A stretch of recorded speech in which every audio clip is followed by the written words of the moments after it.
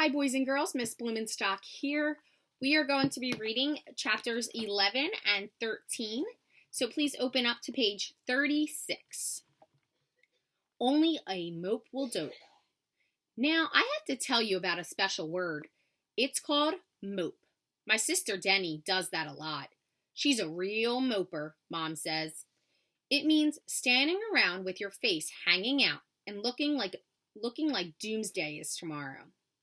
Only a mope will dope, Mom says to Jenny all the time. Usually, Jenny mopes when she wants Mom to stop what she's doing and play cards with her, or something.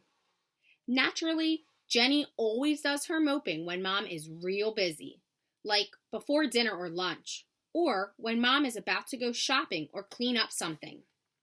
Not now, Mom says, and don't mope. The reason I'm telling you about moping is because that is exactly what Grandpa was doing, except he called it resting. He hung around in his room, particularly all the time. When I asked him to take a walk somewhere with me, he'd just say, "No thanks, Petey. I'll just rest here a while." Sometimes he'd do this sitting in the living room, and that's all he'd do. Sit. He'd sort of stare into the air. Not even pick up a magazine or watch TV. Or after lunch sometimes, I'd ask him to have a catch with me, or maybe walk down to the candy store and get an ice cream cone. "Not today, Petey. Thanks," he'd say, and he'd sit on the porch or in the living room and just do nothing. I'll bet in the first couple of weeks he was living with us, he never even went as far as around the corner. He just sat there. He just sat around. That wasn't how he acted before he went to Florida and Grandma died. Back then, when I was little, I remember how peppy he was. "We'll have more fun than a barrel of monkeys," Grandpa used to say, and we did. He used to take me places like the park and the zoo. I was always happy when I was with him. I liked everything about him. His little white mustache that jumped up and down when he talked, the way he'd throw me up in the air and catch me, or spin around fast, holding me in his arms. Even his breath, which always smelled of peppermints. I liked the way he'd toss me a ball and I'd try to catch it.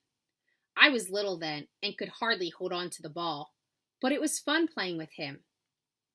I know Mom and Dad were concerned about Grandpa and the way he just seemed to be tired out and moping all the time. We went out to the movies a couple of times and to a restaurant, but Grandpa always stayed home.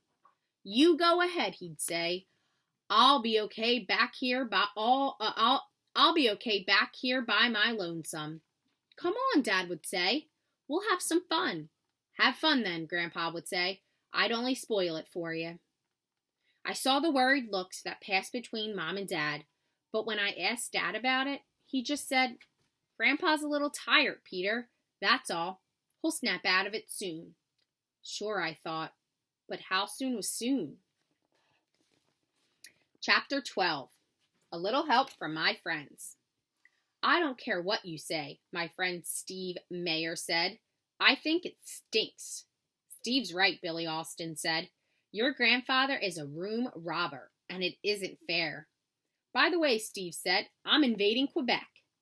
We were playing Risk, which is what we always played at Steve's house.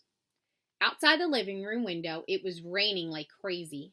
Steve is a Risk fanatic, or expert, or both.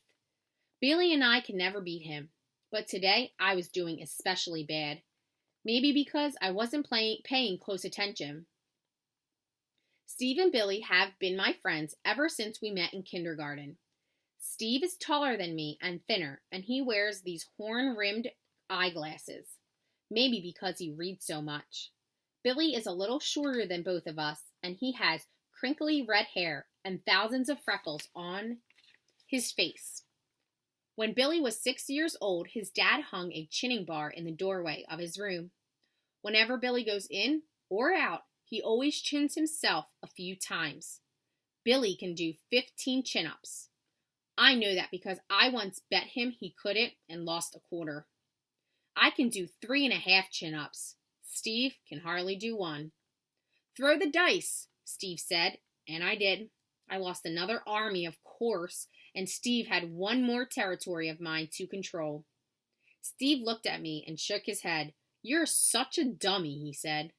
Look, I said, he's my grandfather. What can I do? Put up a fight, Steve said. Stick up for your rights. I already have, I said. I won't let nobody take my room, Billy said. He made a fist and slammed it into his other palm. Pow! Right in the nose. Right, Billy, Steve said, winking at me. We both knew that Billy always talked tough like that, but the one time he had to face up to a kid in school called Phil Steincross, he was as chicken as the rest of us.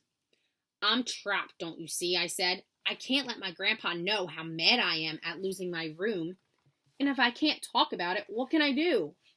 Wishy-washy, Steve said. What are you, a doormat?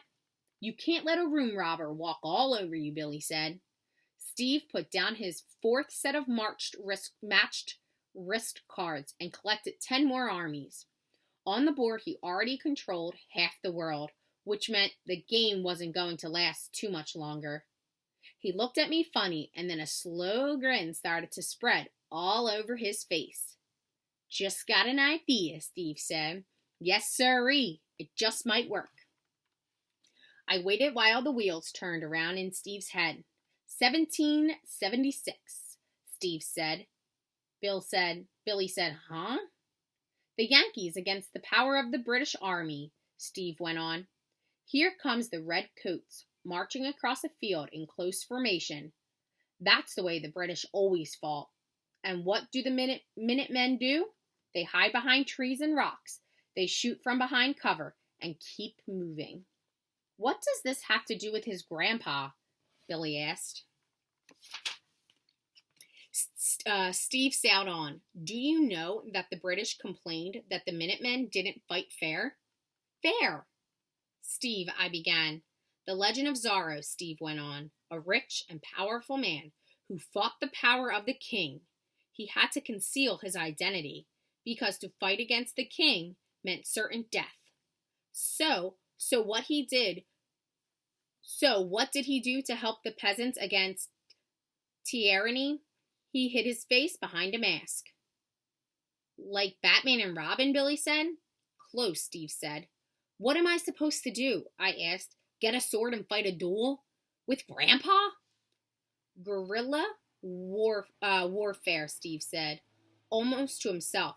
When you're trapped and there's no other way, you fight from behind rocks. You conceal your identity. You're crazy, I said. It's the only way, Steve said. Think about it.